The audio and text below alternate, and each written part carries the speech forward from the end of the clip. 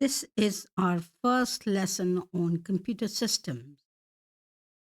We will be following the GCSE Computer Science OCR specification J277, which the book looks like this. So if you want to follow along, you can look at this book or you can purchase this book.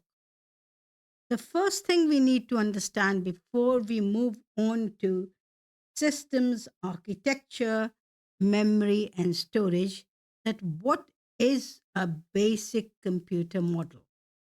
Now, as you can see on the slide, what do you think is happening? I have taken a photograph with my camera. What happens then? It goes to the computer, it processes it, and then it either you can save it or you can print it out. It's a very simple model. And as you can see next to it, I've given you a layman's example, which is making smoothie. So what do I need if I want to have smoothie? I would need some fruit, I would need a blender, and I would need a glass. So what is our fruit? Fruit is our input. What is the processor? Blender is the processor. And what is the output? The glass is the output. And this, in computing terms, is called the computing cycle. So, what is a computer? Now, remember, a computer is an electronic device that manipulates information or data. It has the ability to store, retrieve, and process data.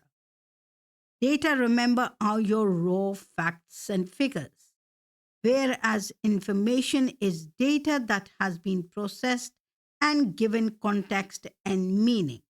So, what does that bullet point mean? So, if you look at the traffic light, now what is data in that traffic light? The data which has been programmed into the traffic light is red means stop, yellow means get ready, and green means go. Similarly, in my head, I have got that information that when I drive up to the traffic light, if it is red, that information in my head is means stop. It is giving that data a meaning. Similarly, when it turns into green, that information is that I'm ready to go. If you look at the next image where I have written hello world or written or typed. So if I have typed hello world, what is happening? It goes into the computer via the keyboard. It has got, obviously, it is translated into some sort. What is that some sort? Zeros and ones. And it is then output on the screen or you can print it out. So, how is that converted into zeros and ones? That, as you can see on our third image, it's called machine language. So, the computer only understands zeros and ones. It does not understand how I'm speaking to you. So, what are the internal components of a computer? So, the internal components of a computer are it consists of hardware required to process data to allow the processor to communicate with other devices such as secondary storage, display screen, and printer. What are the main internal components? The main internal components of a computer systems are a processor, main memory, input output controller, and these are all connected by communication buses. Okay, you might say, what are buses? I'll explain that later. What are computer systems? Computer systems are a combination of both hardware and software working together. Hardware, remember, is the physical components which you can touch. Software are the programs that run on the computer. What are peripheral devices? Peripheral devices are any computer hardware component that are not part of the CPU. Now, this is a common mistake. Even my A level students make that mistake. Okay? Remember, peripheral devices are any computer hardware components that are not part of the CPU. So, for example, when you're answering your paper one questions, it is very important you remember the keywords plus you remember the right definition. Although you might say, but it means the same. No, paper one requires your keywords, your proper definition. So, an input device is a piece of equipment used to provide data and control signals to an information processing. You might say, what does that mean? And you cannot write this in your own words. You can understand it in your own words, but you cannot. You need to write the definition. Now, what that means is that anything you type via your keyboard is converted into zeros and ones and then output. So, what are the input devices? The input devices can be keyboards, keypads, microphones, mice, pointing devices, touch screens, interactive whiteboard. What are output devices? Output devices take data produced by a computer and turn into human readable form. Obviously, you cannot understand zeros and ones, so similarly, it is basically converted into human readable and then printed out via the printer, or you can view it on your monitors or on your projector.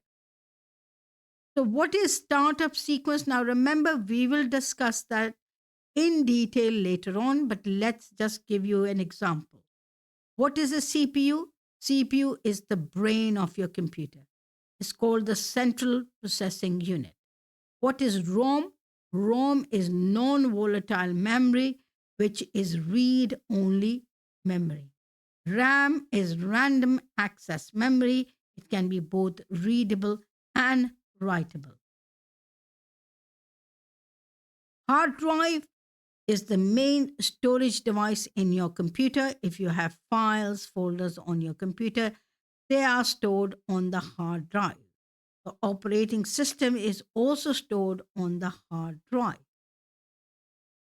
How do they all work together? So as soon as you press the button, they all start speaking to each other, and I will explain that in a second. The next thing we need to know about is called the BIOS. BIOS is what? BIOS is all the basic code for controlling your computer hardware, such as keyboard, mice, monitors, and hard drives. When you start up your computer, you may see a black screen displaying, and if you press F2, you will be able to see your BIOS. So, how does this all work together? So, for example, I have just switched on my computer, and you can clearly see from this animation that there is a black screen. The CPU will talk to RAM, and the RAM will talk to ROM. Now, ROM has got what? ROM has got your BIOS plus your basic operating system. They start talking to each other. Then what happens from ROM? The operating system temporarily moves to RAM. And they all start working together, and all the registers come into action. And as you will see later in our videos, we will talk about these registers in detail.